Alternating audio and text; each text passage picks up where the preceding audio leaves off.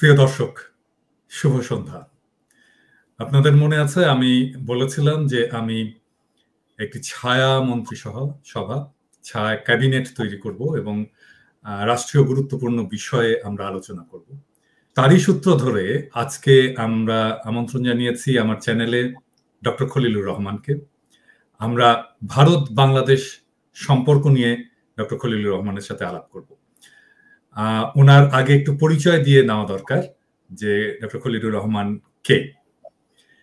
তিনি 1977 সালে অনুষ্ঠিত প্রথম নিয়মিত বিসিএস পরীক্ষায় প্রথম স্থান অধিকার করেন, করে পররাষ্ট্র মন্ত্রণালয়ে যোগ দেন ক্যারিয়ার ডিপ্লোম্যাট হিসেবে।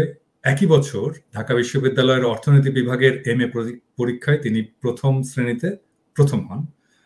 80 থেকে 83 সালে তিনি আমেরিকার ফ্লেচার স্কুল অফ ল এবং ডিপ্লোমেসি, হার্ভার্ড ইউনিভার্সিটির কেনেডি স্কুল অফ গভর্নমেন্টের শিক্ষালাভ করেন, আইন এবং কূটনীতিতে MA এবং অর্থনীতিতে PhD ডিগ্রি অর্জন করেন।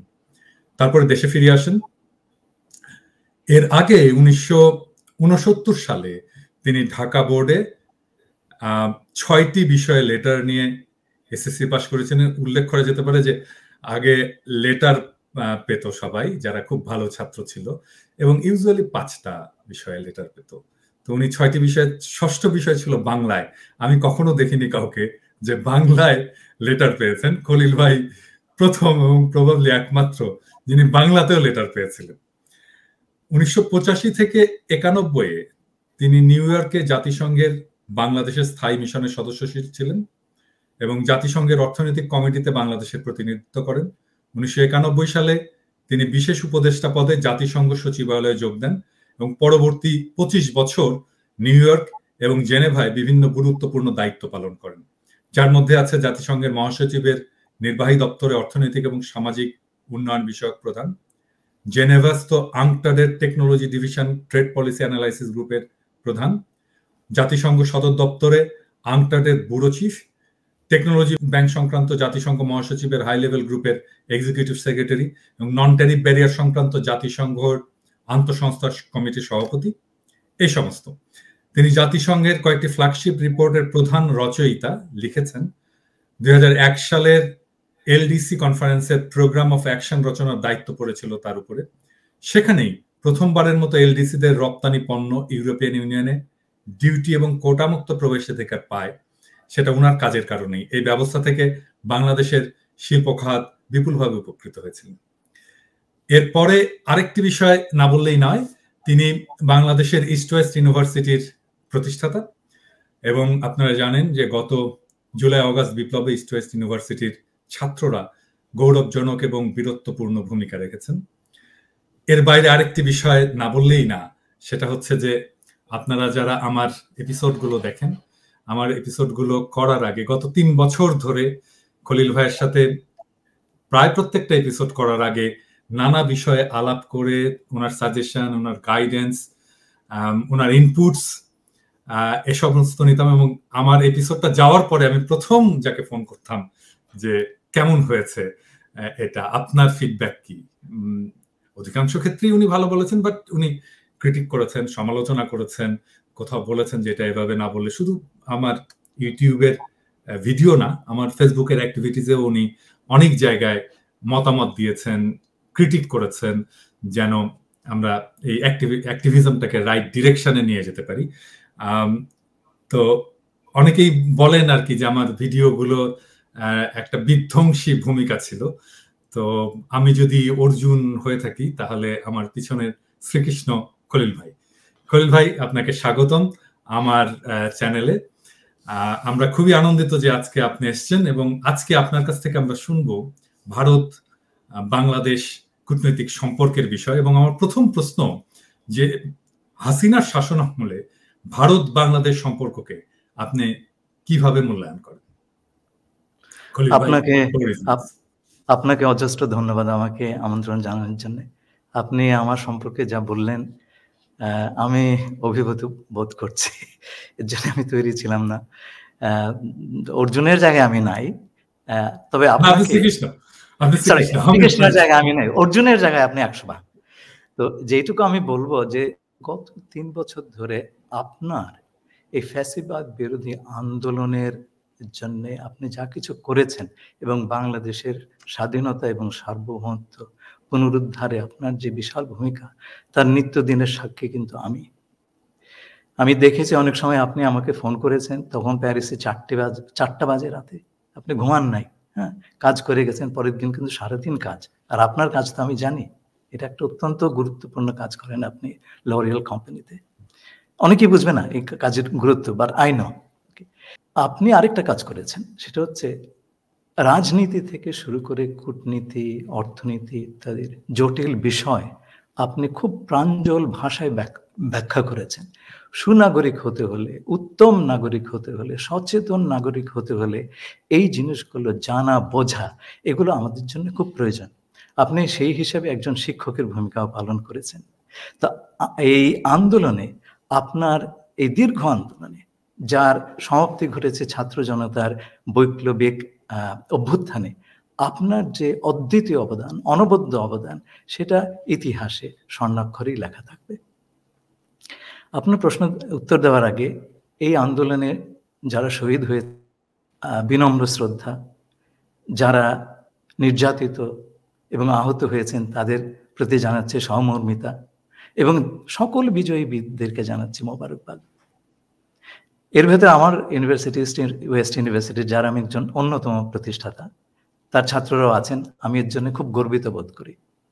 আপনার প্রশ্নে আসি, শেখ হাসিনার 15 বছর শাসনকালে বাংলাদেশের সাথে ভারতের যে সম্পর্কটা ছিল, সেটা কিন্তু স্বাভাবিক, সাধারণ অর্থে দুটো স্বাধীন দেশের ভেতরে দেওয়া নেওয়ার যে কূটনৈতিক সম্পর্ক, এটা সেরকম ছিল না। এটা ছিল শেখ হাসিনার সাথে ভারতের একটা বিশেষ বন্দোবস্ত। মোটা দাগে এইটাই ছিল এই সম্পর্কের প্রকৃতি।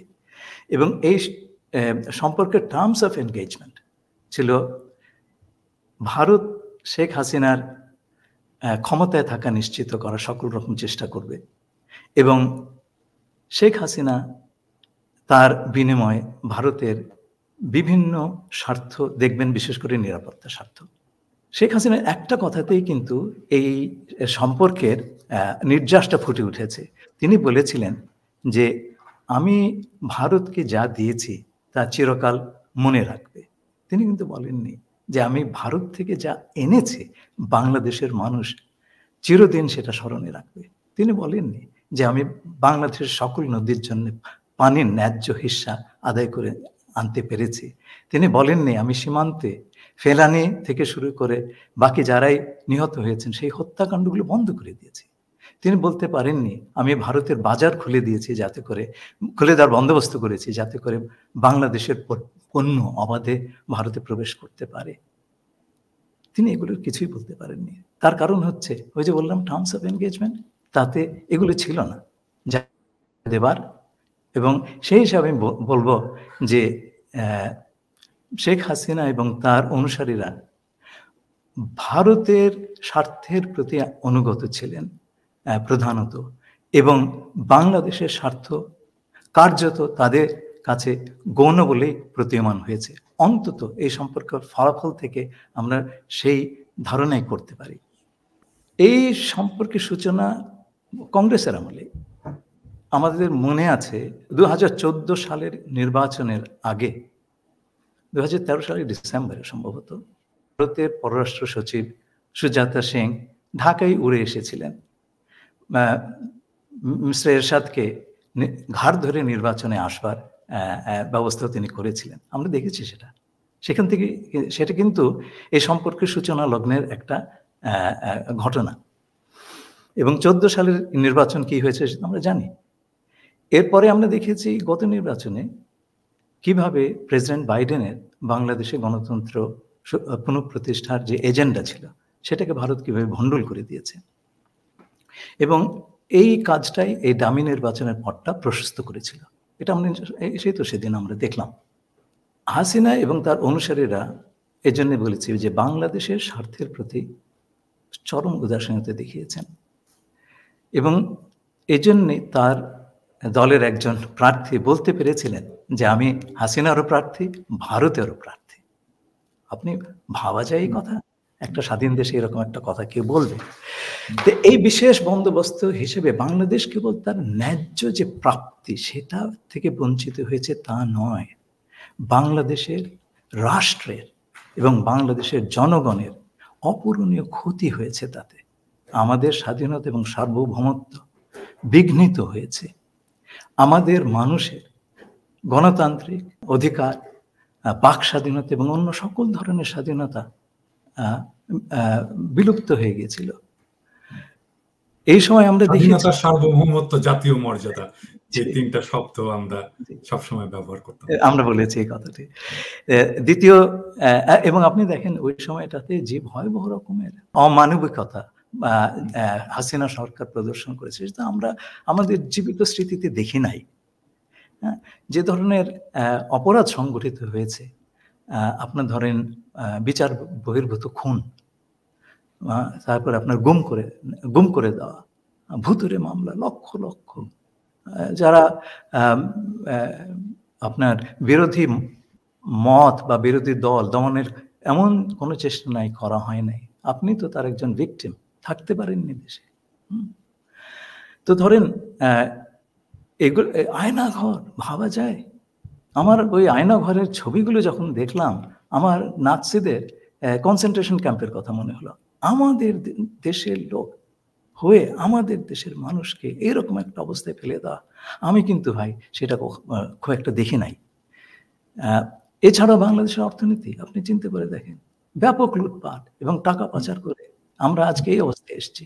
এই টাকাগুলো যদি বাংলাদেশে থাকতো, আমাদের রিজার্ভের কোনো সমস্যা থাকতো? আপনি বলেন। তো এই যে একটা ব্যবস্থা, এতে আমাদের যে সমস্ত ক্ষতি হলো, সেই ক্ষতি অনেক কিছু পূরণ করা যাবে না। কিন্তু আয়রনিটা হচ্ছে, সুপ্রিম আয়রনি, এই এত সব আটঘাট বেঁধেও হাসিনা কিন্তু ক্ষমতায় থাকতে পারলেন না। তাকে অনেকটা চোরের মতো দেশ ত্যাগ করতে হলো, তার সমর্থকদের দলকে ভয়ে ভয়ে একটা বিপদে ফেলে দিয়ে। এই ধরনের কাপুরুষতা আমরা এরশাদের কাছেও দেখি নাই।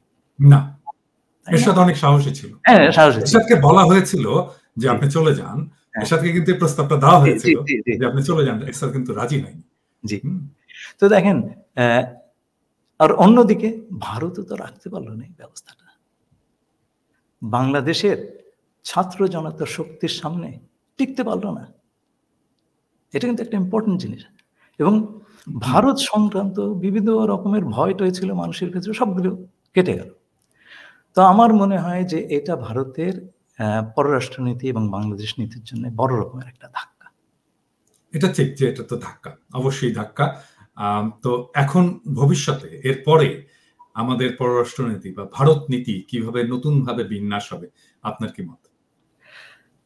ভারত কি করবে সেটা সম্পর্কে কিছু আন্দাজ করতে পারি।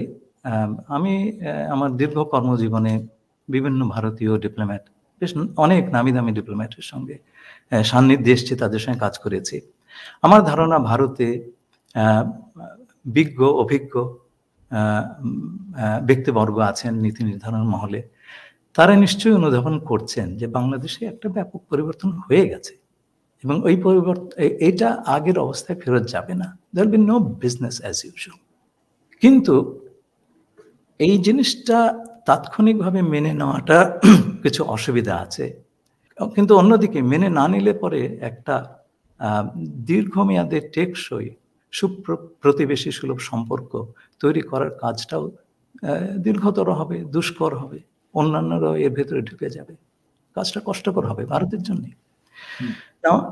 যেটা বললাম, ভারতের হাসিনার এই পতন ভারতের জন্য একটা নীতি বিপর্যয়। আমরা কংগ্রেসের আগে এটা শুরু হয়েছিল, কিন্তু এটা শেষটা হলো মিস্টার মোদির আমলে। যে কোনো সরকারের জন্য এই ধরনের একটা বিপর্যয় মেনে নেওয়া কঠিন, দেশের জনগণের জন্য মেনে নেওয়া কঠিন। এবং একটা জিনিস খেয়াল করবেন, মিস্টার মোদি কিন্তু এখন নিরঙ্কুশ ক্ষমতার অধিকারী না, তিনি একজন কোয়ালিশন সরকারের প্রধান। ভারতের কোয়ালিশন সরকারগুলোর আগে কি পরিণত হয়েছে আমরা তো জানতাম। তো এই জিনিসটা মেনে নেওয়া, বাংলাদেশের পরিবর্তন মেনে নেওয়া, বাংলাদেশের এই নীতি বিপর্যয় ভারতের, এটা মেনে নেওয়া এই তার জন্য রাজনৈতিকভাবে খুব সুখপ্রদ নাও হতে পারে। এর জন্য আমার ধারণা ভারতের এক ধরনের পরিকল্পিত অস্বীকৃতি বা ক্যালকুলেটেড ডিনায়াল সেটা চলছে। এটা শুরুটা কিন্তু আমরা আন্দোলনের সময় থেকেই দেখতে পেয়েছিলাম। আপনার খেয়াল আছে যে বাংলাদেশে নিযুক্ত ভারতের শীর্ষ ডিপ্লোম্যাটরা, সাবেক শীর্ষ ডিপ্লোম্যাটরা, অনেক অনলাইন অফলাইন কমেন্টেটররা যখন এই আন্দোলন একটা অপ্রতিরোধ ক্যারেক্টার বা চরিত্র ধারণ করল, তখন তারা সবাই সমস্যারে বলে উঠলেন এইটা সব মৌলবাদীদের কাজ, বাংলাদেশ জঙ্গিদের হাতে পড়ে যাচ্ছে এবং এটা আফগানিস্তান হবে ইত্যাদি ইত্যাদি। এগুলো হচ্ছে ক্যালকুলেটেড ডিনায়াল। এই জিনিসটা তো এখনো রাহুল গান্ধী এখনো বলেছে উগ্রপন্থার উত্থান হচ্ছে আমেরিকায়। এই তো এটা আমরাও শুনলাম, শুনে দুঃখও পেলাম। তবে এটা মানে ব্যাপারটা অবাক হওয়ার কিছু নাই, তাদের এক ধরনের ফোবিয়া আছে, তো এটা তো আমাদের বুঝতে হবে। আর তাদের ফোবিয়াটা কি, তাদের ভয়টা কি বাংলাদেশকে নিয়ে? না, তাদের ভয়ের ব্যাপার তো না, এটা স্বার্থের ব্যাপার। আমি আসবো সেই জায়গাটাতে, স্বার্থের ব্যাপার। তারা যেভাবে সাজিয়েছিল, যে যত্নে সাজিয়েছিল একটা জিনিস এবং তার স্বার্থের জন্য, বিশেষ করে নিরাপত্তার স্বার্থ, উত্তর পূর্বাঞ্চলের নিরাপত্তার স্বার্থ, সেইটা হাসিল করার জন্য যেই জিনিসটা সাজিয়েছিল তাসের ঘরের মতো ভেঙে গেল, সাস্টেইন করতে পারলো না, এটা ধরে রাখতে পারলো। এই যে জিনিসটা, যে এটা যে সাস্টেইনেবল না, এটা যে কোনো আক্কেল জ্ঞান সম্পন্ন মানুষই তো এটা বুঝবে। এরা কেন বুঝলো না? তাহলে এত পড়াশোনা, এত ডিপ্লোমেসি, এত কিছু শিখে লাভ হলো কি? জি ভাই, নিজের বাহাদুর আমি জারি করছি না। আপনার খেয়াল আছে 3টা বছর ধরে আমি এই এক কথাই বলেছি। হ্যাঁ, আপনি আমাকে জানতে চেয়েছেন প্রথমেই, ভাই এটা টিকবে? আমি বললাম না, এটা তো টিকার জিনিস না। আমি এরকম দেখি নাই তো, এগুলো হয় না। একটা স্বাধীন রাষ্ট্রকে আপনি এভাবে ট্রিট করতে পারেন? আমার এখনো আপনার সেই টোনটা আমার কানে বাজে, ভাই এটা টিকবে না, আপনি এইভাবে বলতে, নাকি এটা টিকবে না, ঠিক এইভাবে বলতে, এটা টিকার না। কিন্তু এটা কেন তারা বুঝতে পারলো না? এটা হচ্ছে, মানে ধরেন আমরা তো তাদেরকে নানা ধরনের, মানে একটা দেশের মানুষ তীব্রভাবে ভারত বিরোধী হয়ে উঠছে এবং এই রেজিমটা এত অজনপ্রিয়, এটা যে কোনো মুহূর্তে এটা কোলাপস করবে, এরকম একটা অবস্থাও তারা বুঝতে পারলো না। এর মধ্যে আমরা ভারতীয় পণ্য বয়কটের আন্দোলন করলাম, যেটা বিপুলভাবে জনপ্রিয় হয়ে গেল, তারপরেও তারা কেন বুঝতে পারলো না? আপনাকে বলি, একে তো হচ্ছে অজনপ্রিয়তা, এই ব্যাপারটা আছে। আপনার মানুষের গণতন্ত্রের অধিকারটা আপনি কেড়ে নেবেন, মানুষ বসে বসে আঙুল চুষবে, অত্যাচারিত হবে, কিছুই বলবে না, এটা তো মানা যায় না। একটা জিনিস মনে রাখতে হবে, বাংলাদেশ কিন্তু এই উপমহাদেশের একমাত্র দেশ যে যুদ্ধ করে স্বাধীন হয়েছে। কোনো আলোচনার টেবিলে বসে আমাদের স্বাধীনতা অর্জন হয়নি। এবং আপনি দেখবেন প্রতিটি প্রজন্ম একটা বড় আন্দোলনের ভেতর দিয়ে গিয়েছে। আমাদের যখন স্কুলের বয়স, ক্লাস 10-এ পড়ে, ম্যাট্রিক এসএসসি দিব, সেই সময় আইয়ুব বিরোধী আন্দোলন হলো, আমরাও এই ফারহানের মতো রাস্তায় নেমেছি। তো জিনিসটা হচ্ছে, পাকিস্তানেরা আমাকে গুলি করে নাই, কিন্তু আমাদের দেশের বাহিনী ফারহানকে গুলি করেছে। এটি কিন্তু খেয়াল রাখতে, এই পর্যায়ে চলে গেছিল জিনিসটা। 90-তে এরশাদ বিরোধী আন্দোলন, আপনি গেছিলেন। আজকে এত বড় একটা আন্দোলন হলো। এই ধরনের আন্দোলনের, এই ধরনের যুদ্ধ করা, লড়াই করা, লড়াকু মনোভাব, এইটা এই উপমহাদেশে কারো নাই। এর জন্য আপনার যা নাই, আপনি সেটা বুঝবেন কি করে? এক্স্যাক্টলি। এটা আমি আমার এপিসোডেও বলেছি যে, মানে রাষ্ট্র বিপ্লব কি, অভ্যুত্থান কি, আন্দোলন কি, এই জিনিসটা ভারতের লোকজন জানে না। মানে height of their what should I say revolutionary zeal হচ্ছে নকশাল মুভমেন্ট। তো আমরা সবাই অ্যাপ্রিশিয়েট করি এবং আমরা এটা অবশ্যই এটাকে, এই স্পিরিটটাকে আমরা সকলেই অ্যাপ্রিশিয়েট করি, বাট স্টিল নকশাল মুভমেন্ট আমাদের যে কোনো একটা ছোটখাটো আন্দোলনের সাথে তুলনীয় না। তো আপনি যে কথা বললেন যে ভারত এই কাজটা করলো কেন, এটা একটা ইতিহাস আছে। এই ইতিহাস আমরা আমাদের কার্যকালের সময় জেনেছি। আমার 2জন মেন্টর ছিলেন ফরেন অফিসে, হুমায়ুন রশিদ চৌধুরী সাহেব, আমি ওনার প্রাইভেট সেক্রেটারি ছিলাম উনি যখন ফরেন মিনিস্টার ছিলেন, এবং ব্যারিস্টার AK মোর্শেদ, বাংলাদেশের পররাষ্ট্র মন্ত্রণালয় এর চাইতে বড় পণ্ডিত ব্যক্তি কখনো আসেন নাই। উনি যে এসছেন আমি অবাক হয়েছি, এই ধরনের অফিসার আমাদের ছিলেন। তো তাদের কাছ থেকে আমি ভারতের ব্যাপারে অনেক কিছুই শুনেছি।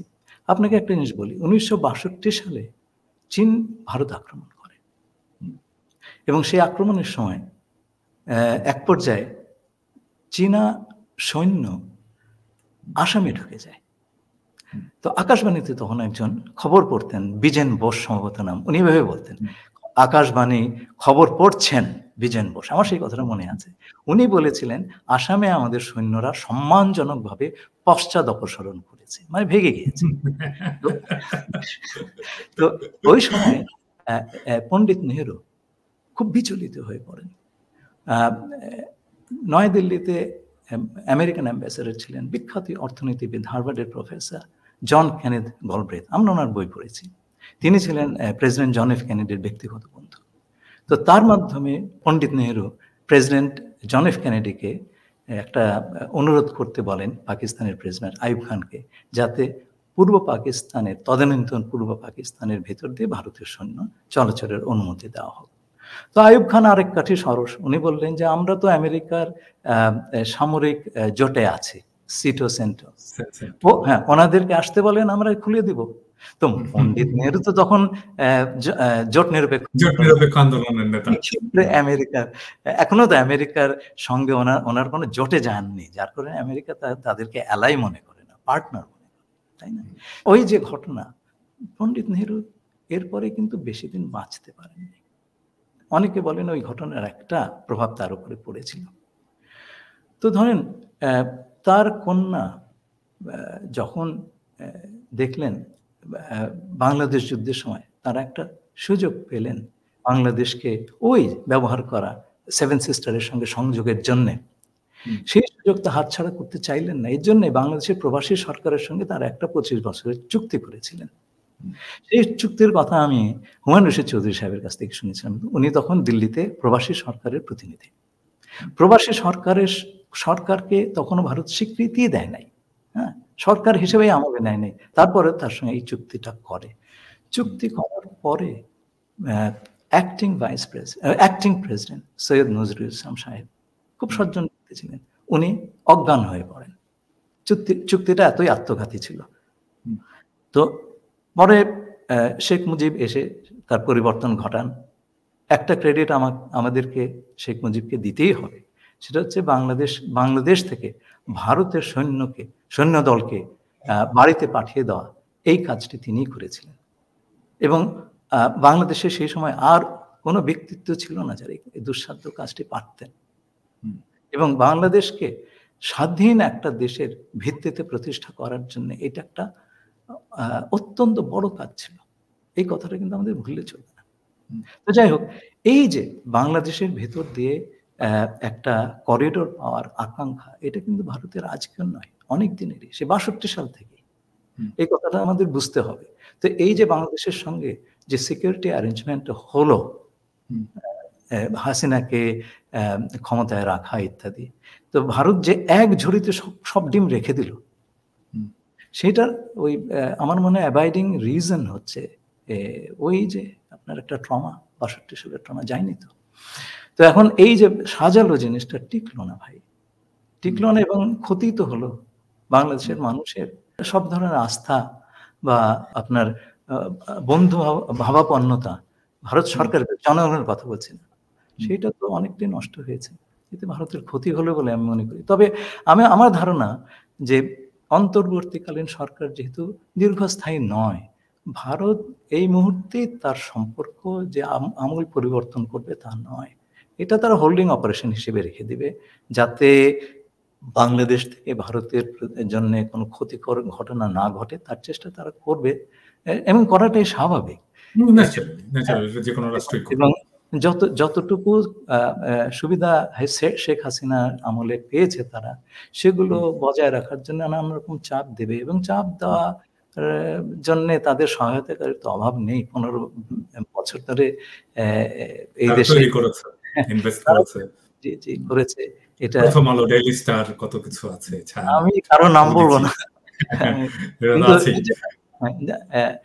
কিন্তু সেটা আপনার অবজারভেশন, আমি এই বিষয়ে কমেন্ট করতে চাচ্ছি না। কিন্তু আমি যেটা বলবো সেটা হচ্ছে যে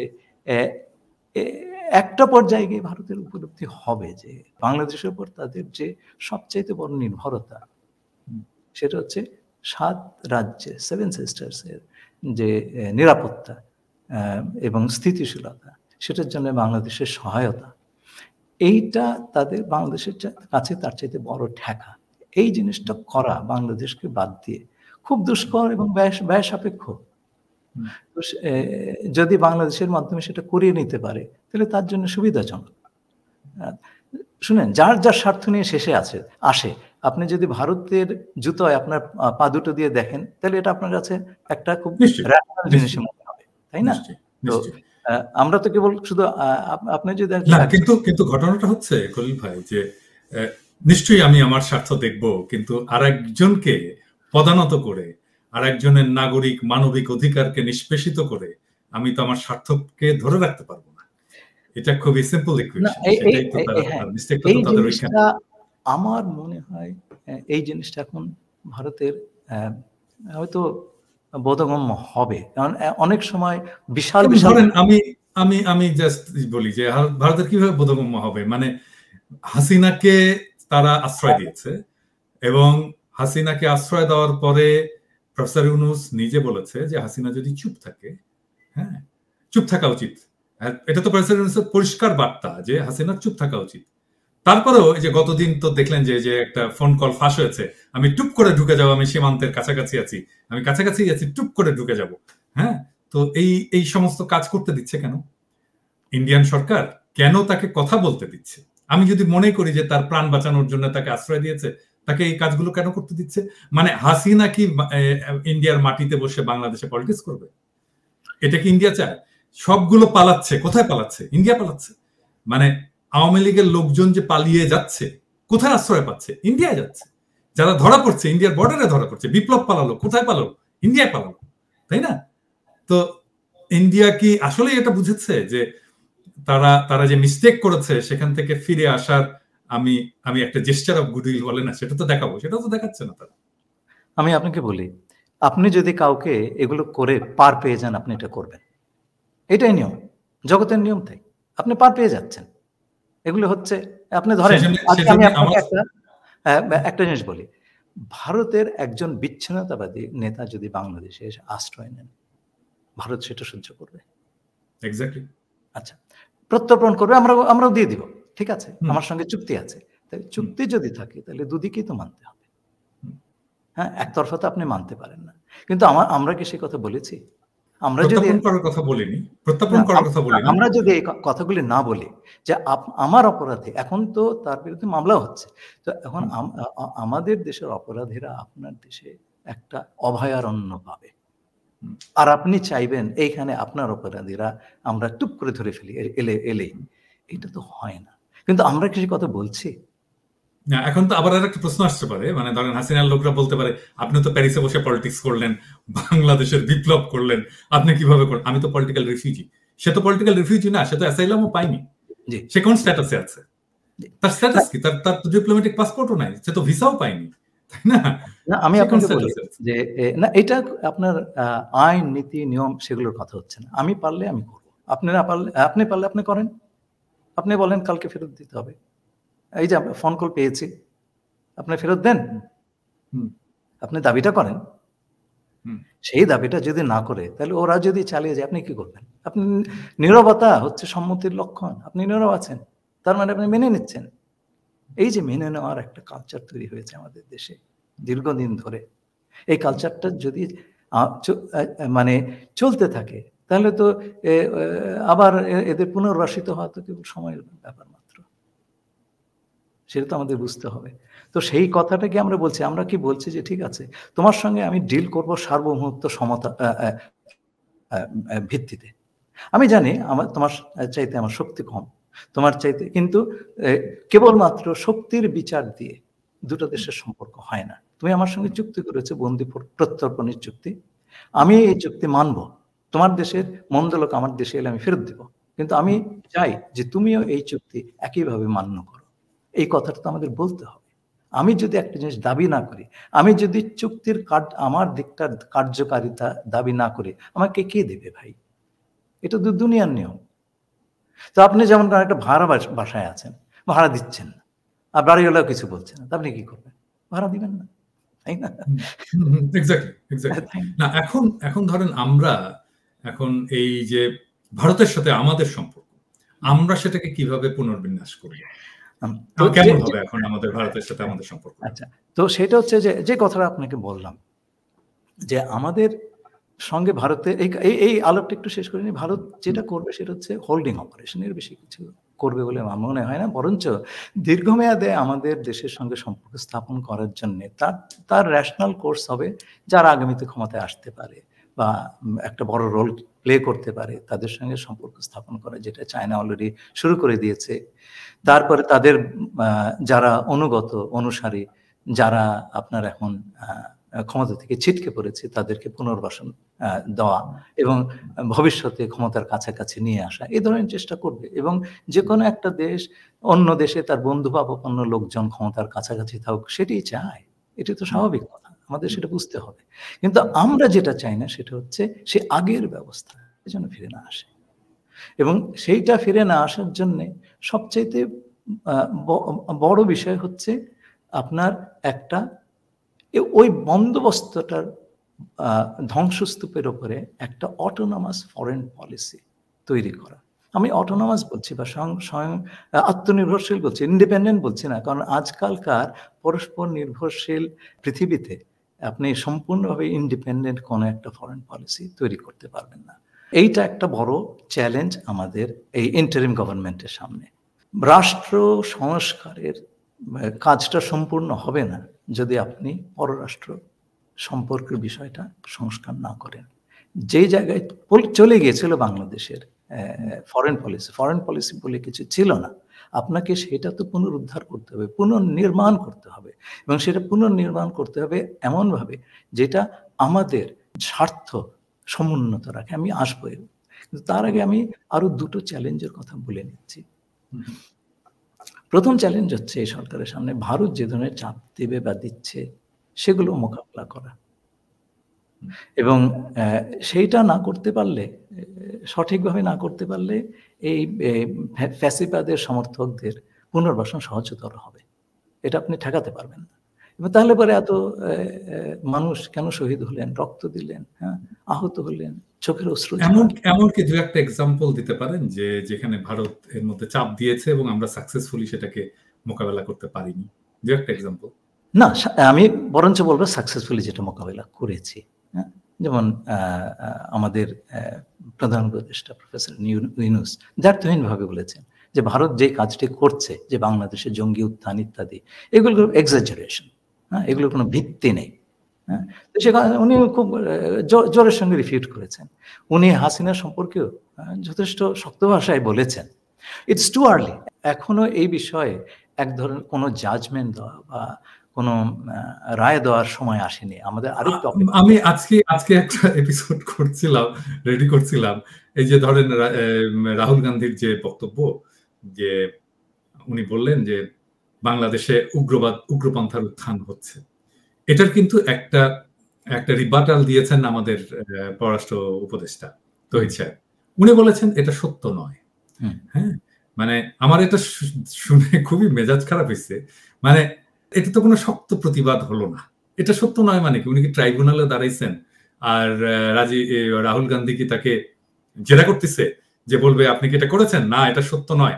এরকম করে কথা বলে, এরকম করে কথা বললে তো কোনোদিনই ভারতের সামনে শক্ত হয়ে শিরদাঁড়া উঁচু করে দাঁড়াতে পারবে না। মানে আমি যেটা বলি আর কি, আমি তো মেঠো ভাষায় কথা বলি, আপনি তো জানেন আর কি। আমি বলি যে ইন্ডিয়ার সাথে কুত্তার মতো ব্যবহার করতে হবে, খেউ খেউ করে কথা বলতে হবে। এটা না বললে ওরা ঠিক হবে না। সবসময় খেউ খেউ করে, হ্যাঁ, উগ্রভাবে, হ্যাঁ, এই কথাটা যদি না বলতে পারে, ওরকম ভদ্র মানুষ, এরকম পুতু ভাবে কথা বলা মানুষ, মানে একজন একদম খুব অ্যাগ্রেসিভ কাউকে লাগবে, একদম ঘাউ করে ধরবে। হ্যাঁ, কথা বললে খাও করে ধরবে। জয়শঙ্কর তো এরকম খাও খাও করে, তাই না? জয়শঙ্কর তো এরকমই খাও খাও করে, মানে ভদ্র ভাষায় করে কিন্তু খাও খাও করে। তো ওই রকম একজন লাগবে, ভেরি অ্যাগ্রেসিভ। তাছাড়া এই ইন্ডিয়ার এই ইয়েগুলোকে সামলানো যাবে না। ভাই, আপনি এই যে এই কথাটা বললেন, শক্ত ভাষায় আপনি দেখেন না, আমি তো আমেরিকায় থাকি। আমেরিকা সবচেয়ে শক্তিশালী দেশ পৃথিবীতে, হ্যাঁ? সে অর্থনীতি বলেন, সমরশক্তি বলেন। তো সেই দেশের পক্ষে খুব শক্ত ভাষায় কথা বলা সম্ভব। আমাদের সমস্যাটা কোথায় জানেন? 15 বছর ধরে আমরা এক ধরনের ভোকাবুলারি বা ভাষায় অভ্যস্ত হয়ে গেছি, যেমন বন্ধু দেশ, তাই এই ধরনের ভাষা, তাই না? আচ্ছা, এবং এক ধরনের ভারত ভীতির রেশ রয়ে গেছে, এখনো রয়ে গেছে বাংলাদেশে। হ্যাঁ হ্যাঁ, মনে করতো যে র মানে একেবারে জেমস বন্ড, রয়ের এজেন্ট মানে এক একজন জেমস বন্ড। হ্যাঁ, কিন্তু আমরা তো এইটা ভুলে যাচ্ছি কেন, যে এত সব জিনিস টিকলো না আমাদের ছাত্রদের সামনে, এটা তো ভুলে গেলে হবে না, তাই না? তো এর জন্য আমার মনে হয় যে কথাটাতে আমি একটু পরে আসবো, নতুন ফরেন পলিসির কথা আমি আসবো সেটাতে, কিন্তু আমি প্রথম যেই চ্যালেঞ্জের কথা বললাম, ভারতের চাপ, এই চাপ নেওয়াটা এবং খুব শক্তভাবে এই চাপ নেওয়াটা এটা খুব প্রয়োজন। সেকেন্ডলি, ভারতের নীতি বিপর্যয়ের কারণে এক ধরনের কৌশলগত আপনার শূন্যতার সৃষ্টি হয়েছে, এবং এই শূন্যতার সুযোগ কিন্তু এখানকার সক্রিয় নানান ধরনের শক্তি বা স্বার্থ, স্থানীয় বা বিদেশি, তারা নেওয়ার চেষ্টা করবে। আমরা কি এই ব্যাপারে সচেতন আছি? আমরা বুঝতে পারছি কি এই যারা এই বাংলাদেশে নিজের স্বার্থ হাসিলের জন্য বর্ষি ফেলছেন, তারা কি আমাদের স্বার্থের বিরুদ্ধে কাজ করছেন? আমরা কি একটা ফুটন্ত কড়াই থেকে জ্বলন্ত চুলায় পড়ে যাব? এই বিষয়গুলি কেউ ভাবছেন? আমাদের যে অবস্থার উদ্ভব ঘটছে, বিশেষ করে আমাদের আশেপাশের অঞ্চলের অস্থিতিশীলতার কারণে যে পরিস্থিতিতে আমরা পড়েছি, সেই পরিস্থিতি ভেতরে যদি এই ধরনের স্বার্থ বাংলাদেশে এই ধরনের শক্তি ঢুকে যায়, সেটা মোকাবেলা করার পূর্ব অভিজ্ঞতা বা ইনস্টিটিউশনাল ক্যাপাসিটি তো আমরা সেই রকম আমাদের নাই। তো এই জিনিসটা তো আমাদের খুব ভালো করে হ্যান্ডেল করতে হবে, সামাল দিতে হবে, তা নাহলে পরে তো সরকার থাকা দূরের কথা, দেশই টিকবে না ভাই। এটা আমার একটা বড় রকম, আমি রাতে ঘুমাতে পারি না এই কথা ভেবে। এই নিয়ে আমাদের বিস্তর আলোচনার দরকার আছে। হ্যাঁ, বিভিন্ন লোক এখন আসবে বিভিন্ন দেশ থেকে, তার নানান রকম স্বার্থ। তো আমাদের আমেরিকান বন্ধু আসছে আর কি। তো না, তাই নয়, ধরেন যারা অ্যাক্টিভ ছিল না অ্যাক্টিভ হচ্ছে, হ্যাঁ, অনেকে তার সুর বদল করছে, নতুন নতুন অ্যালায়েন্স তৈরি করার চেষ্টা করছে। আমাদের দেশের ভেতরেও নানান দল, নানান মতের লোকজন নানান রকম কাজ করছে। there is no method in this madness। তো যার কারণে এটার মানে শেষ কোথায় গিয়ে দাঁড়াবে সেটা আমি ঠিক বুঝতে পারছি না। তো এই নিয়ে এই বিষয়টা নিয়ে যদি সরকার খুব বেশি রকম যথাযথ আপনার নজর না দেয়, আমরা বিপদে পড়ে যেতে পারি। এখানে আরেকটা বিষয় একটু আমি বলতে চাই, সরকার তো ডেফিনেটলি সরকার তো এটা দেখবেই, কিন্তু আসল স্টেক হোল্ডার, আমাদের পাওয়ারের আসল স্টেক হোল্ডার তো আমাদের পলিটিক্যাল পার্টিগুলো, এবং আমরা যদি খুব স্পষ্টভাবেই বলি বিএনপি এবং জামাত, তারাই দুই বৃহৎ রাজনৈতিক দল যারা এই ফ্যাসি বিরোধী আন্দোলনের লড়াইয়ে আমাদের দুইটা প্রধান বিরোধী রাজনৈতিক দল হচ্ছে বিএনপি এবং জামাত। এই বিএনপি এবং জামাতের ভেতরে ইন্টারনালি এই যে গ্লোবাল রাজনীতি, গ্লোবাল পলিটিক্স, গ্লোবাল প্লেয়ার, এদের ব্যাপারে কি এদের সাথে ডিল করার সাফিসিয়েন্ট ক্যাপাসিটি কি ইন্টারনালি তাদের আছে? না, না, ডিল করা তো অনেক পরের কথা। জিনিসগুলি যা ঘটছে সেটা বোঝারই তো সক্ষমতা আছে কিনা সেটাই তো দেখতে হবে। আপনি আগে বুঝবেন, তারপরে ডিল করবেন। একটা সময় কিন্তু ছিল, তো সেইগুলি এক পর্যায়ে গিয়ে 2 বছর হোক, 1 বছর হোক, 1.5 বছর হোক, দেশের দায়িত্ব তো ইলেক্টেড বা নির্বাচিত প্রতিনিধিদের উপরই পড়বে, তাই না? এই অবস্থা তো চিরকাল থাকবে না, আনলেস সামথিং এলস হ্যাপেন্স, অন্য কিছু ঘটে না গেলে। আচ্ছা, তো এবং অন্য কিছু ঘটে যাবে না সেটা কিন্তু আপনি দিব্যি করে এখন কেউ সার্টেন না। We are in a very volatile situation.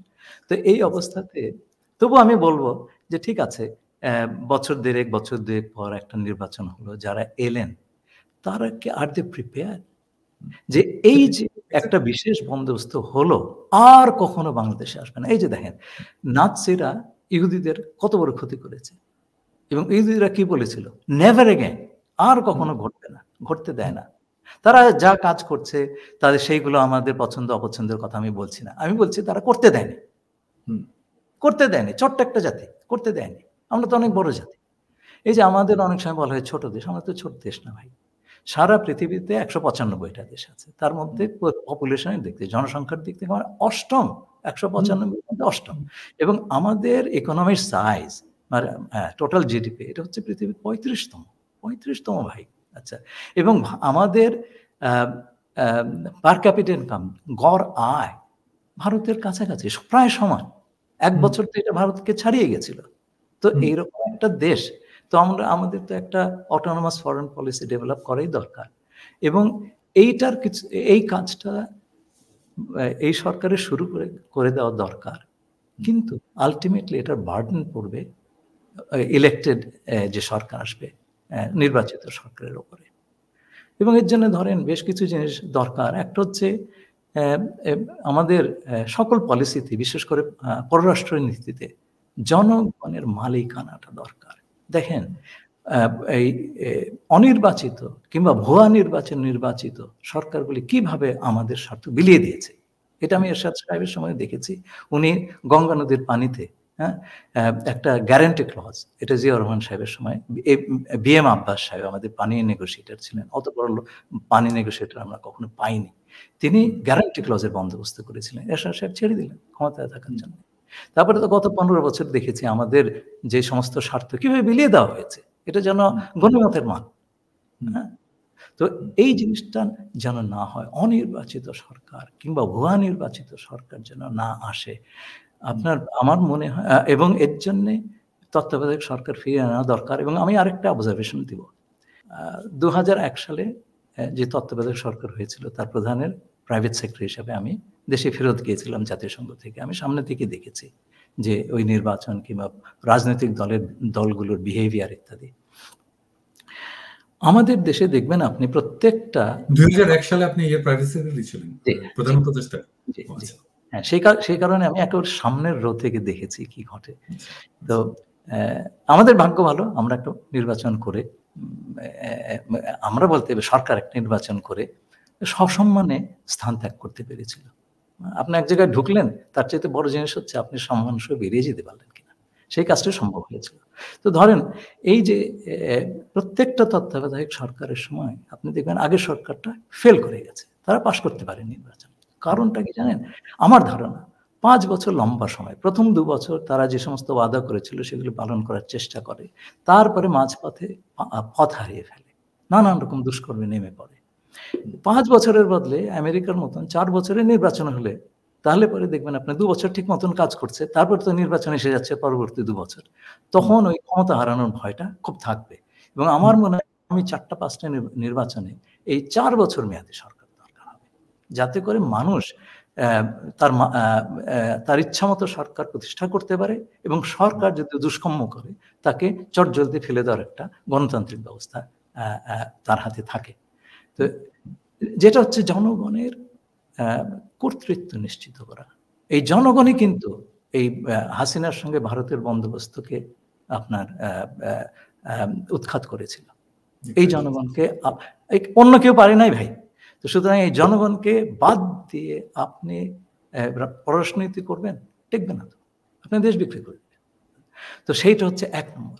2 নম্বর হচ্ছে এফেক্টিভ ডিটারেন্স, মানে আপনাকে কেউ যদি আক্রমণ করতে আসে তার 5 বার চিন্তা করতে হবে যে আমি অক্ষতভাবে ফেরত যেতে পারবো কিনা।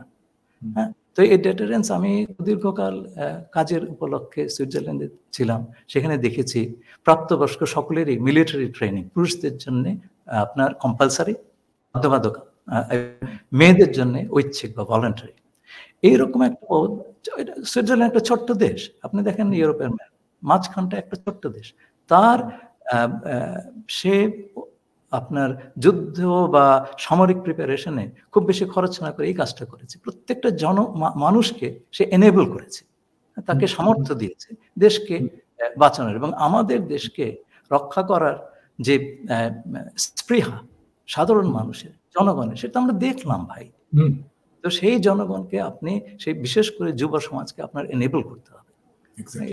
এই দেশকে দুর্যোগের সময়, এই যে বন্যার সময় আমরা দেখলাম, ট্রাফিক নিয়ন্ত্রণের সময় দেখলাম, যে কোনো দুর্যোগের সময় আমার দেশ আক্রান্ত হলেও তারা যেন দেশের জন্য দাঁড়িয়ে যেতে পারে। তো এই জিনিসটা যদি বাইরের শত্রুরা জানে বা মিত্ররা জানে, তারা আমাদের সঙ্গে দুষ্কর্ম করার আগে 3 বার চিন্তা করে দেখবে। 3 নম্বরটা হচ্ছে ফরেন সার্ভিস। আমাদের ফরেন সার্ভিসে, আমি তো সেই সার্ভিসের লোক, খুব মেধাসম্পন্ন ছেলে প্রতি বছর যায়, কিন্তু যখন দেখবেন সর্বোচ্চ লেভেলে ডিপ্লোমেসি নাই, দেশ বিক্রি করার চেষ্টাই হচ্ছে আসল, তখন ডিপ্লোমেসি কিন্তু কিছু বিশেষ করার থাকে না, চাকরি করতে হয় বেচারাদের পারে।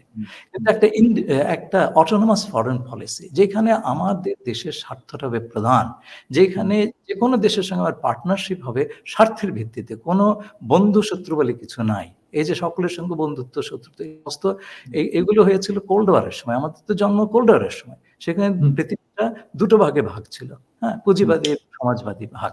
যারা সেই একটাতেও যেতে চায়নি তারা জোট নিরপেক্ষ করেছে, এবং তাদের নীতি ছিল সমদূরত্ব বজায় রাখা জোটের থেকে, সবার সঙ্গে বন্ধুত্ব, কারোর সঙ্গে শত্রু না, কাউকে আমি খাপাবো না।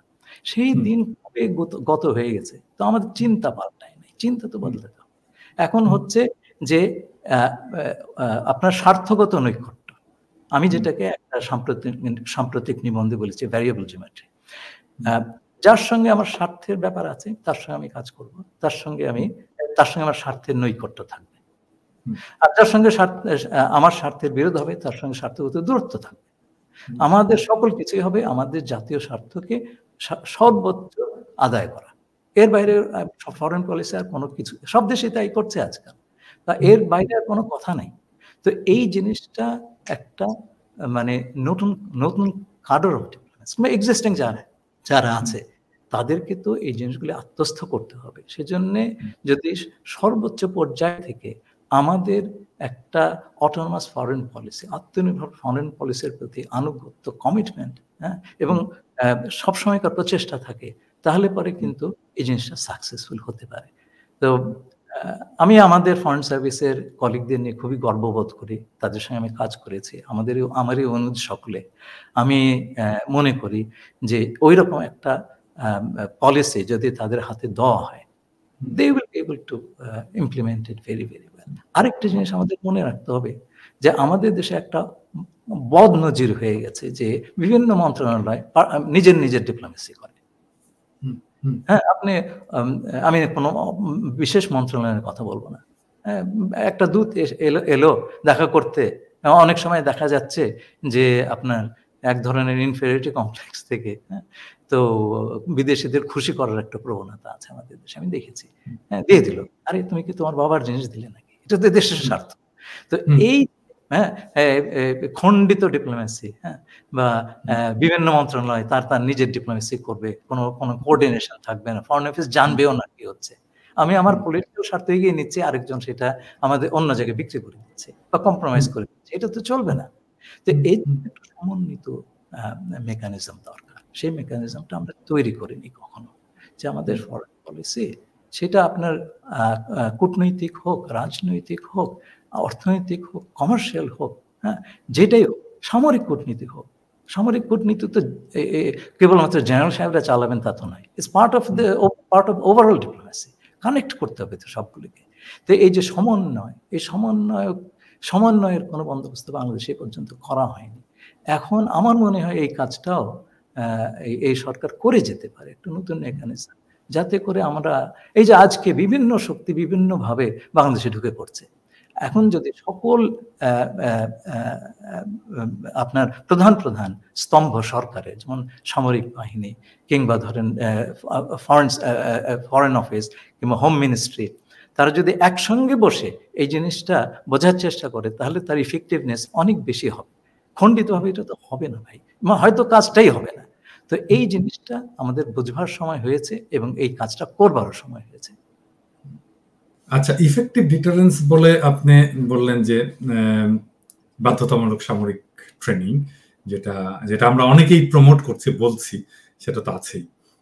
আর অন্য কিছু কেউ বলতে চান না, আমি জানি না কেউ বলতে চান না কেন। মানে ধরেন আমার মিলিটারি মাইট নিয়ে আমি কেন বলবো না, আমার মিলিটারি মাইট কেমন হতে পারে। হ্যাঁ, যেমন আমি আমার একটা এপিসোডে বলেছি যে আমাদের লং রেঞ্জ মিসাইল লাগবে, এমন রেঞ্জের মিসাইল লাগবে যেই মিসাইলটা দিল্লিতে আঘাত আনতে পারে। মানে ডেফিনেটলি আমি তো আমার উপরে আক্রমণ করলে আমি যেন ওখানে মারতে পারি, সেই ব্যবস্থাটা যেন আমার থাকে। তো এটা কি হতে পারে না মানে এফেক্টিভ ডিটারেন্স? আমি জানি আপনি ডিপ্লোম্যাট, আপনি এইভাবে কথা বলবেন কিনা, বাট কিন্তু সাধারণ মানুষের বোঝার উপযোগী করে তো এটা বলতে হয়। না, আমি যে কথাটা বলবো যে এগুলো তো ডিটেইলের ব্যাপার। আমি যে কথাটা বলবো যে আমাদের এমন কিছু করা উচিত, এমন পর্যায়ে করা উচিত যাতে আমাদের উপর আঘাত করার আগে কেউ আঘাত করার আগে 100 বার চিন্তা করে 50 বা 100 বার চিন্তা করে যে এটা সামাল দিতে পারবো কিনা। সেটা আপনি নানানভাবেই করতে পারেন, কিন্তু আমার ধারণা যেটা সেটা হচ্ছে আমাদের দেশের মানুষ যদি আমাদের প্রতিরক্ষায় বিপুলভাবে অংশগ্রহণ করে, সেটা যে কোনো মিসাইলের চাইতে অনেক বেশি ইফেক্টিভ। তা তো বটে। আচ্ছা, এর বাইরেও আমরা কি কোনো আঞ্চলিক সামরিক জোট তৈরির পথে অগ্রসর হতে পারি? না, এটা আমি বলবো এটা ঠিক নয়। আমাদের এটাও আমি বলতে ভুলে গেছি, বলা দরকার ছিল যে আমাদের যে ইন্দো প্যাসিফিক অঞ্চলে যে ডেভেলপমেন্টগুলি হচ্ছে, আমরা কিন্তু একটা ইন্ডিপেন্ডেন্ট অ্যাক্টর হিসেবে আবির্ভূত হতে পারি। কারো লেজু হওয়ার দরকার নেই। আমাদের সেই শক্তিটা আছে, আমরা বুঝতে পারছি না আমাদের কি শক্তি আছে, কিন্তু আমাদের ছাত্র জনতা শক্তিটা দেখিয়ে দিয়েছে আমাদের কাছে। আমরা যদি সেটা বুঝতে না পারি, আত্মস্থ না করতে পারি, সেটা তো আমাদের দোষ। হ্যাঁ, তো সেই শক্তি আমাদের আছে তো ভাই। এবং আমি মনে করি যে কোনো জোটে যাওয়া তো দরকার নাই। আমি কেন কোনো জোটে যাব? আমি ওই যে এই বিষয়ে আমি একটা নিবন্ধ লিখেছিলাম। সিটোর আপনার জোটে পাকিস্তান ছিল সেইটা। না, ভয় তো ইন্ডিয়া দেখায়, মানে সে তো তার মিলিটারি মাইটের ভয়টা দেখায়, তাই না? তাহলে কি আপনার সেজন্যই তো আমি না, এখানে আমাদের সমস্ত রকম দেশের থেকে প্রাপ্তি আছে। আমার চীনের কাছ থেকেও প্রাপ্তি আছে, পশ্চিমের কাছ থেকেও প্রাপ্তি আছে। আমার সবচেয়ে বড় মার্কেট হচ্ছে পশ্চিম। আমি তো এমন কিছু করবো না যে পশ্চিম মার্কেট বন্ধ করে দেয়, তাই না? আচ্ছা, এবং আমাদের কালচারাল যোগাযোগ সেই আপনাদের ব্রিটিশ আমলের থেকে পশ্চিমের সঙ্গে, তাই না? আপনিও তো পশ্চিমে একটা দেশে বসে আছেন, আমিও তাই। আচ্ছা, এগুলো তো হঠাৎ করে কিছু নয়, এটা একটা প্যাটার্নের অংশ। তো আমরা সেই রাস্তা বন্ধ করতে চাই না, আমরা চীনের রাস্তা বন্ধ করতে চাই না, ভারতকে আমরা শত্রু ভাবতে চাই না, আমরা কিন্তু চাই না। কিন্তু আমাকে সেই পথে ঠেলে দিলে আমাকে তো আত্মরক্ষা করতে হবে, তাই না?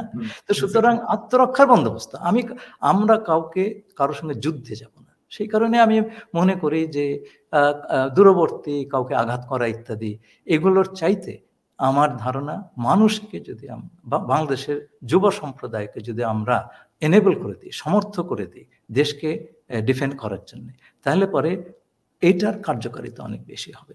কোনো জোটে যাওয়ার দরকার নাই, জোটরাই আমাদের কাছে আসবে তো।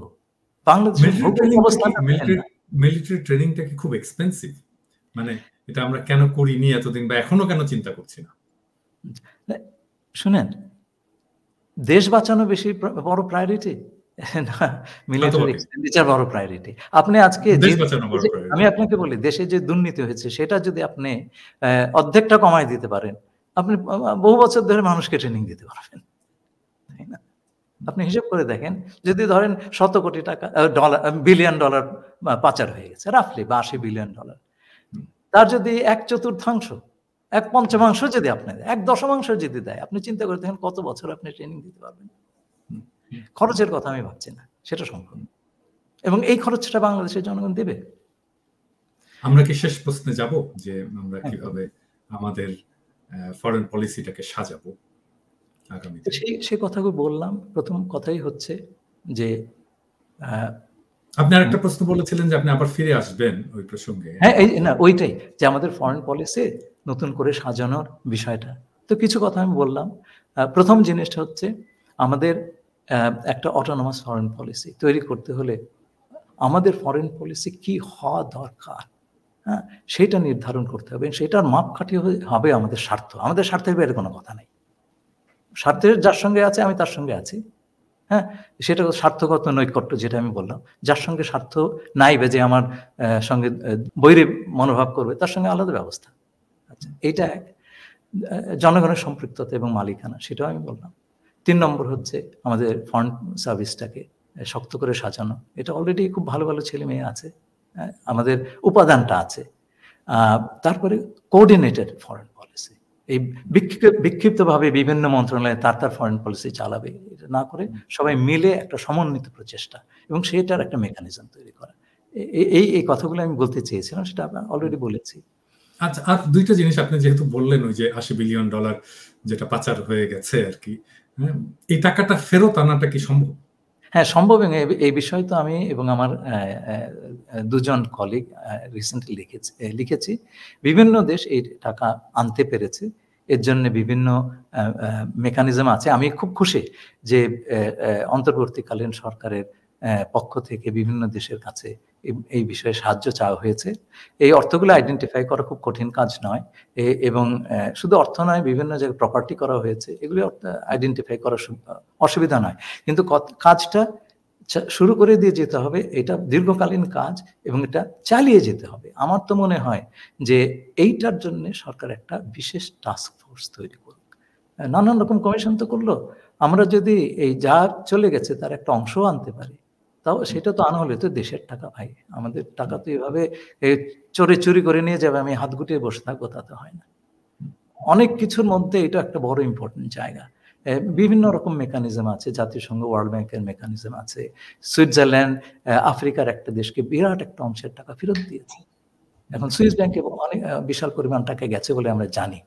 তো আমরা তাদের সঙ্গে যদি আলাপ করি, হ্যাঁ, ব্রিটেনে এক মন্ত্রীর $1 বিলিয়ন সম্পত্তি, তো এটা তো আইডেন্টিফায়েবল। এমনকি সামিট গ্রুপের যে সম্পদ আছে সিঙ্গাপুরে, সেটাও তো বোধহয় ফেরত আনা সম্ভব। হ্যাঁ, কিন্তু কথা হচ্ছে যে এটা হচ্ছে একটা আইনি প্রক্রিয়া। সেটা শুরু করার জন্য তো আপনাকে প্রথম পদক্ষেপগুলি নিতে হবে। সেজন্য এই জিনিসটার জন্য দেরি করার দরকার নেই। কোনো কমিশনের রিপোর্টের জন্য বসে থাকার দরকার নেই। ইমিডিয়েটলি একটা টাস্ক ফোর্স করে দরকার। সরকার তো কিছু ব্যবস্থা নিচ্ছে, সেই ব্যবস্থা যাতে একটা সমন্বিতভাবে হয় এবং এটা যেন দীর্ঘমেয়াদে একটা জীবন পায়। আমার ফাইনাল কোশ্চেন, আমার শেষ দিকে চলে এসেছি। গতকালকে প্রফেসর ইউনূস জাতির উদ্দেশ্যে বক্তব্য দিয়েছেন এবং উনি এই গত 1 মাসে কি কি অ্যাচিভ করেছেন সেটার একটা ফিরিস্তিও দিয়েছেন। এই লাইটে আপনি কিভাবে গত 1 মাসের বাংলাদেশের ফরেন পলিসি ধরেন, ফরেন পলিসির অ্যাক্টিভিটিসকে আপনি মূল্যায়ন করবেন? আচ্ছা, 3টে কথা বলবো। প্রথম কথা হচ্ছে যে আপনি একটা কথা বলেছেন রিসেন্টলি যে এই সরকার 1 মাসে কোনো ভুল করে নাই, তাই না? সুতরাং সেটা একটা ভালো জিনিস, শুভ সূচনা বলতে পারি। মেজর ভুল করেনি, আমি এটা হ্যাঁ, মেজর শুভ সূচনা। আচ্ছা, দ্বিতীয় জিনিসটা হচ্ছে সরকারটা এখনো সংহত হয় নাই। 15 বছর ধরে যে জিনিস চলছে, আপনি তো 15 সপ্তাহ দিবেন তাকে, তাই না? তো সেই সময়টা তো তাকে দেওয়া দরকার। তা নাহলে পরে আমি জানি আকাঙ্ক্ষা আমাদের অনেক গগনচুম্বী, কিন্তু সেটার জন্য আমাদের তো একটু সময় দিতে হবে। এবং 15 সপ্তাহের পরে যদি আমি দেখি যে এটা এখনো ভুল দিকে আছে, তখন তো আমাদের দাঁড়িয়ে বলতে হবে এটা সঠিক দিকে যাচ্ছে না। আপনি শ্যাডো ক্যাবিনেট করে যে কাজটা করছেন, ভুলটা ধরিয়ে দিচ্ছেন। এটা কাউকে করতে হবে। হ্যাঁ, দেশে বিভিন্ন লোক বিভিন্ন ধান্দায় আছে, আপনার তো সেই ধান্দা নাই। হ্যাঁ, তো আপনি এই যে সরকার, আমার একটা ধান্দা আছে দেশটা ভালোভাবে, না সেটাই বলছি আমি, ব্যক্তিগত ধান্দা ফিরে না আসুক। না, ধান্দা কথাটা তো খুব সদর্থে ব্যবহৃত হয় না, তো সেই জন্য এটা আমার একটা টেকনিক আছে, বুঝছেন কবির ভাই? এটা আমি বলি আমার ক্ষুদ্র ভ্রাতাদেরকে বলি। মানে আমাকে অনেকে বলে যে আপনি তো ধান্দাবাজ, হ্যাঁ, আপনি তো চোর, আপনি তো অমুক। আমি সবকিছু মেনে নিই, হ্যাঁ ভাই ঠিক বলে আমি ওইটার একটা পজিটিভ মিনিং দাঁড় করাই আর কি। হ্যাঁ, আপনি তো সুযোগ সন্ধানী, তো এই সমস্ত যখন বলে তখন ওইটার একটা পজিটিভ মিনিং দাঁড় করা, ওইটাকে ব্যাখ্যা করি। তাছাড়া তো উপায় নাই, কারণ বাংলাদেশে যেভাবে আমরা আমাদের ভোকাবুলারি তৈরি করেছি এবং এক্সপেকটেশন তৈরি করেছি, সেটা হচ্ছে যে আপনাকে ঋষি হতে হবে, ঋষিতুল্য মানুষ হতে হবে, এবং আপনার কোনো এটা আমাদেরকে বলতেন, আমাদের রাজনীতির মারা গেছেন ভদ্রলোক, খুব স্নেহ করতেন, কমিউনিস্ট পার্টির রাজশাহীর নেতা ছিলেন, রাজশাহী ইউনিভার্সিটির টিচার ছিলেন, নাসের ভাই। উনি হচ্ছেন কবি রফিকের ছোট ভাই। তো উনি আমাদেরকে এটা শেখাতেন আর কি। উনি বলছিলেন যে বুঝছো, যে বাংলাদেশের মানুষ রাজনীতি করতে আসলে তখন মনে করবে যে এই লোকটা ঋষি, এর কোনো দোষ ত্রুটি নাই, একেবারে পয়গম্বর, ওর হাগামতাও নাই। ওই রকম আর কি। তো এই যে নেগেটিভ মিনিং দিয়ে মানুষকে থামিয়ে দেওয়ার চেষ্টা করা, ওইটাকে একটু রিডিফাইন করা এবং এই অ্যাপ্রোচটাকে চেঞ্জ করার জন্য আমি বলি আর কি। যাই হোক, বলেন প্লিজ। প্রথম কথা হচ্ছে তারা বড় ধরনের ভুল করেন নাই। আমি আমি 15 সপ্তাহ সময় দিব। আমি খুব খুশি হলাম প্রফেসর ইউনূসের একটা কথা শুনে যে আমাদের অধৈর্য হওয়া দরকার। হ্যাঁ, অধৈর্য হওয়া দরকার। অধৈর্য হব। আচ্ছা, খুব ভালো লাগলো শুনে। তো মানে আপনারা অধৈর্য হবেন না এটা আমি বলবো না। বলবো না সেই। হ্যাঁ, তো যাই হোক, আমরা তো অধৈর্য হবই। ওনার ডিটারমিনেশন যে কতটুকু তার একটু আমি টের পেয়েছিলাম। বহুকাল আগে আমি তখন নিউ ইয়র্কে বাংলাদেশ মিশনে উনি এসেছিলেন। তো আমার উপর দায়িত্ব পড়লো ওনাকে এয়ারপোর্টে পৌঁছে দিতে। তো ওনার 1988-89 ঘটনা। তো ওনার প্রায় 1-1.5 ঘন্টা গাড়িতে নিরবচ্ছিন্ন সময় পাওয়ার সৌভাগ্য তো একটা বড় ভাগ্য। তো তখন উনি একটা কথা বলেছিলেন। ঢাকা বিশ্ববিদ্যালয়ের কমার্স ডিপার্টমেন্টের এক অধ্যাপক ছিলেন, আব্দুল্লাহ ফারুক সম্ভবত নাম। উনি একসময় পরিকল্পনা কমিশনের সদস্য হয়েছিলেন। উনি প্রফেসর ইউনূস আমাকে বললেন, আমি খুব দুঃখ পেলাম। উনি বললেন গ্রামীণ ব্যাংকের মতন ইনিশিয়েটিভ এগুলো বুদবুদের মতো হাওয়ায় মিলিয়ে যাবে। তো বললেন যে আমি যে বললেন এই কাজ মর্মটাই তো বুঝতে পারছে না। আমি যে গ্রামীণ ব্যাংক ধরেছি, আমি কি ছাড়ব? আমি কখনোই গ্রামীণ ব্যাংক ছাড়বো না। দেখেন, উনি কখনো ছাড়েন নাই, ওনাকে ছাড়ানো হয়েছে। এই যে কমিটমেন্ট, লেগে থাকা, উনি লেগে থাকবেন, এটা আমি নিঃসন্দেহ উনি লেগে থাকবেন। কথা হচ্ছে যে আমরা কি লেগে থাকবো কিনা, তাই না? তো ওই যে ম্যানেজমেন্ট স্টাইল, আমি তো ওনার সাথে কাজ করছি, আপনি জানেন। তো ওনার যে ম্যানেজমেন্ট স্টাইল, এটা ইউনিক, কোয়াইট ইউনিক। এটা ওনার সাথে যারা কাজ না করেছে এটা বুঝতে পারবে না। এবং আমি যখন উনি কথা বলেন, মানে কোন একটা প্রসেসের কথা বলেন, উনি যে এটা কিভাবে বলছেন এবং এই কাজটা কিভাবে করবেন, এটা আমি তখন বুঝতে পারি। মানে উনি বিটুইন দ্য লাইনস আমি পড়ে ফেলতে পারি। ধরেন আমি একটা এক্সাম্পল দিই, যে ছাত্রদের সাথে মিট করলেন না, উনি বললেন না যে মাসে অন্তত একটা করে চিঠি দিও। হ্যাঁ, তো আমি তখন এটার সাথে কানেক্ট করলাম। আমি তো ওনার হেলথ প্রোগ্রামের কোঅর্ডিনেটর ছিলাম। তো এই বিভিন্ন স্বাস্থ্য কেন্দ্র থেকে মাসিক প্রতিবেদন একটা করে পাঠাতে হতো আর কি। এইটা প্রফেসর ইউনূস নিজে পড়তেন, প্রত্যেকটা নিজে পড়তেন। আমি এটা কম্পাইল করতাম, করে ওনাকে পাঠাতাম। হ্যাঁ, এবং শুধু তাই না, তখন স্বাস্থ্যকেন্দ্র তো কম ছিল, তো সেটা তো উনি পড়তেনই। এমনকি উনি সিলেক্ট করে বিভিন্ন গ্রামীণ ব্যাংকের যে ব্রাঞ্চ গুলো আছে, ওই ব্রাঞ্চ ম্যানেজার যে রিপোর্টটা পাঠাতো মাসিক প্রতিবেদন, এবং একটা ধরেন 10 পৃষ্ঠা ধরে সেটা উনি পড়তেন, পড়ে নোট দিতেন। হ্যাঁ, এটা কোয়াইট ইউনিক। এটা এই ম্যানেজমেন্ট স্টাইল আমি কোথাও দেখিনি। ওই চিঠি লিখো, একটা করে চিঠি লিখো। অনেকে বলছেন যে একটা করে চিঠি লিখো, উনি পড়বেন, উনি এটা পড়বেন, এবং এটা আমি জানি উনি এটা পড়বেন। হ্যাঁ, উনি কাজটা এভাবেই করেন। সেজন্য আমি কেউ যখন বলে, আমি তখন বলি যে আপনি ইমেল করেন না কেন, ওনাকে জানান, প্রফেসর ইউনূসকে জানান, উনি এটা দেখবেন, পড়বেন। আমি আপনাকে বলি, আমরা অভ্যস্ত হয়ে গেছি সেই ব্রিটিশ আমলের কলোনিয়াল ঔপনিবেশিক আপনার শাসন পদ্ধতিতে। খুব একটা বদলায় নাই, কিন্তু বাংলাদেশ, ভারত, পাকিস্তান কোথাও বদলায় নেই। সেই মান্দাতার আমলের সিআরপিসি দিয়ে দেশ চলছে। তো এখন ধরেন, উনি একটা বই লিখেছিলেন, খুব দামি বই, এটা আমার ডেস্কে সবসময় থাকতো। পথের বাধা সরিয়ে নিন, মানুষকে এগোতে। হ্যাঁ, এই এক কথাতে উনি আমাদের সরকারের প্রকৃতির কথা বলে দিয়েছিলেন। ঔপনিবেশিক আমলের সবচাইতে বড় দিকটা ছিল পথের বাধা, মানুষকে এগোতে দিত না। তো ওনার আমলে আমি এইটুকু আশা করব যে সরকারের যে কর্মপদ্ধতি, সেটা কিছুটা পরিবর্তন হলেও হবে, সরকার কিছুটা গণমুখী হবে, সরকার মানুষের কাছাকাছি পৌঁছানোর চেষ্টাটা করবে।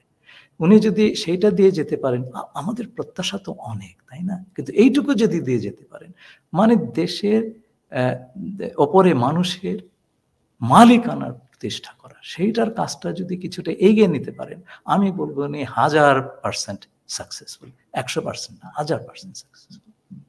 এবং আমাদের খুবই সৌভাগ্য, আমি এখানে থাকি আমেরিকাতে, আমি জানি সারা দুনিয়াতে ওনার সুনামের কথা। আমরা এমন একটা লোক পেয়েছিলাম, ওনার বিরুদ্ধে কেউ যদি বাইরে থেকে কিছু করতে চায়, সুবিধা করতে পারবে না। এটা আমাদের জন্য বড় রক্ষা কবচ। সুতরাং আমি মনে করি ওনাকে সব ধরনের সহায়তা করা উচিত, উনি যাতে সফল হন।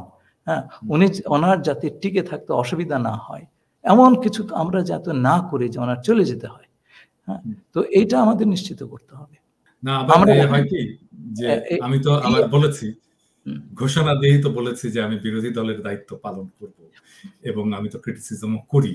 হ্যাঁ, তো আবার অনেকে মনে করে যে আমি যে এখন ক্রিটিসিজম করছি আমি কি এই সরকারের বিরুদ্ধে, আমি কি প্রফেসর ইউনূসের বিরুদ্ধে। এরকম আজকে সকালে আমার এক বন্ধু ফোন করলো, হ্যাঁ, যে ফোন করে বললো যে কি অবস্থা, কোথায় যাচ্ছে। আমি ওকে এক বাক্যে বললাম ভালো দিকে যাচ্ছে এবং ভালো দিকে যাবে। এটা ভালো দিক। আমি যতই ক্রিটিসিজম করি না কেন, ক্রিটিসিজমটার লক্ষ্যটা হচ্ছে যে আর কেউ যেন না করে ক্রিটিসিজমটা, হ্যাঁ, এবং সরকার যেন সঠিক রাস্তায় থাকে, যে রাস্তায়। এই শারীরিক কমিউনিটির আলাপের সময় তো আমরা সেই কথাটাই দুজনে আমরা আলাপ করেছি যে অন্য কারো হাতে এই বেসামাল সমালোচনার ভারটা দেওয়া যাবে না, একটা গঠনমূলক সমালোচনা, এবং এর মাধ্যমে একটা দৃষ্টান্ত উপস্থাপন করা হচ্ছে যে এই ধরনের সমালোচনা সম্ভব। হ্যাঁ, সরকারকে গালাগালি না করে তার যে আপনার গালাগালির লাইসেন্স আছে, আমার নাই। তো সরকারকে গালাগালি না করেও, হ্যাঁ, কঠোর ভাষায় বলা যায়, এবং তাতে যে সরকার তার কোর্স পরিবর্তন করে, হ্যাঁ, এবং আমি দেখেছি আপনার কথায় সরকার অনেক কিছু পরিবর্তন করছে। এইটা কিন্তু একটা ভালো সরকারের লক্ষণ, যে ভালো সমালোচনা এসছে, আমরা সেটার রেসপন্স করব না কেন? হ্যাঁ, এই যে খোলাখুলি ভাবে কাজটা করা, এবং সবটাই তো দেশের স্বার্থে। ভাইয়া, উনিও এই বয়সে সারা জীবন তো সততার সঙ্গে কাটিয়েছেন, তাই না? এই বয়সে তো ভালো কাজ করবেন। জি, আমরাও মনে করি যে ওনার নেতৃত্বে আমরা একটা জায়গায় পৌঁছে যেতে পারবো। সবচেয়ে বড় কথা হচ্ছে রাজনৈতিক নেতৃত্ব সেইখান থেকে সেই ভারটা হাতে নিয়ে সেই পথে আমাদেরকে আরো এগিয়ে নিয়ে যেতে পারবে কিনা, এই পরীক্ষাটা কিন্তু আমরা 2 বছর রাজনৈতিক দলগুলিকে, তারা কি করছে? তারা কি ক্ষমতায় যাওয়ার জন্য হামলে পড়ছে? তারা কি এখনই আওয়ামী লীগ বিতাড়িত হয়েছে বলে চাঁদাবাজিতে নেমে পড়লে তার দল কি করছে সেটা বন্ধ করার জন্য? আমরা দেখবো সেটা। দলগুলি রেসপন্সিবল। এটার ব্যাপারে আমি একটু বিনয়ের সাথে রাজনৈতিক দলগুলোকে বলতেই চাই, হ্যাঁ, যে রাজনৈতিক দলের যে ইন্টেলেকচুয়াল ক্যাপাসিটি, এটাতে তো ওনাদের অনেক ইমপ্রুভ করতে হবে, হ্যাঁ, প্রত্যেকটা রাজনৈতিক দল। হ্যাঁ, দেখুন না, 2 বছর লম্বা সময় ওনারা বিভিন্ন স্তর থেকে, আমাদের দেশে মেধাবী লোকের অভাব নেই, তো দেশে বিদেশে সব জায়গাতেই আছেন। আমি একটা বিশ্ববিদ্যালয়ে ট্রাস্টি বোর্ডের মেম্বার, সেটা একজন প্রতিষ্ঠাতা আমি জানি যে মেধা আছে আমাদের দেশে। এই মেধা না থাকলে এই ছাত্র আন্দোলন করতে পারতো না, ভাই। আচ্ছা, এবং বিদেশে যে কি পরিমাণ মেধা সেটাও আমি জানি। তো এই মেধার যদি তারা মোবিলাইজ করে এবং সে গতানুগতিক রাজনীতিতে না যায়, একটা ব্রেইন ট্রাস্ট তৈরি করে প্রত্যেকটা দল, হ্যাঁ, যে সেই ব্রেইন ট্রাস্ট তাকে বিভিন্ন সেক্টরে কি করতে হবে সেই উপদেশটা দেবে, এবং সরকার দলের কর্তা ব্যক্তিরা সেটা শুনবেন এবং মানুষ দেখবে যে তারা শুনছেন। আচ্ছা, এই কাজ না করলে পরে তো আমরা সেই আগের জায়গাতে পৌঁছে যাব। আগের জায়গায় পৌঁছে যাওয়ার জন্য কিন্তু মানুষ শহীদ হয় নাই, রক্ত দেয় নাই, ওই ইন্টেলেকচুয়াল অ্যাসেটটা যদি ডেভেলপ না করে রাজনৈতিক দলগুলো, তাহলেই বিপদ। মানে ধরেন আমি যদি বলি আর কি, ধরা যাক যে বিএনপি ক্ষমতায় গেল, তাহলে আমাদের বাণিজ্য মন্ত্রী কে হবে? কেউ কি বলতে পারবে? মানে এটা কিন্তু আমাদের বলতে পারা উচিত ছিল, তাহলেই বুঝতে পারতাম যে বিএনপি প্রিপেয়ার্ড। না, হয় কি, আমি আপনাকে বলি, আগামী 1 বছরের ভেতরে যদি বিএনপি বা জামাত বা অন্যান্য দল এসে আমাদের এই শ্যাডো ক্যাবিনেটটা নিয়ে নেয়, আমি খুব খুশি হব। আপনারা নেন? অবশ্যই। আমরা কেন এই কাজটা দীর্ঘদিন করবো? এটা তো ঠিক না, তাই না?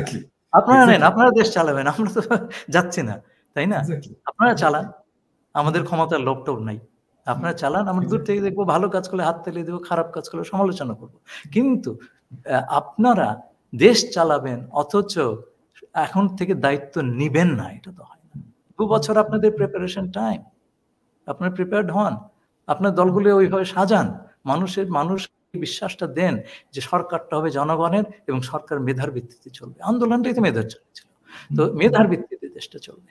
দেশের স্বার্থটা ওইভাবে আদায় করা হবে এবং স্বার্থের প্রতি, আমাদের স্বাধীনতা, সার্বভৌমত্ব এবং আঞ্চলিক অখণ্ডতার প্রতি আমাদের আনুগত্য সমুন্নত রেখে কোনোভাবে কম্প্রোমাইজ করা যাবে না। আপনাকে অনেক ধন্যবাদ ভাই, আমরা শেষ করছি। আপনাকে মানে আরো বেশি সময় গল্প করার মতো করে আলাপ করা গেলে ভালো লাগতো। আবার হবে, আমরা অন্য কোনো একটা ইস্যু নিয়ে আসবো। আপনি ভালো থাকবেন, আপনার ইস্ট ওয়েস্ট ইউনিভার্সিটির ছাত্রদেরকে এবং শিক্ষকদেরকে আমার ব্যক্তিগত তরফ থেকে অভিনন্দন জানাই তাদের এই গৌরবজনক ভূমিকার জন্য। এবং আমাদের যেই পার্টনারশিপ, আমাদের যেই সহযোগিতা গত 3 বছর ধরে চলেছে, সেটা ভবিষ্যতে আরো চলবে। এবং আমি আপনাকে বিরক্ত করেই যাব। এবং আমরা আশা করি যে আমরা জাতিকে কিছু দিতে পারবো, পজিটিভ কিছু দিতে পারবো। সেটাই আমাদের আশা।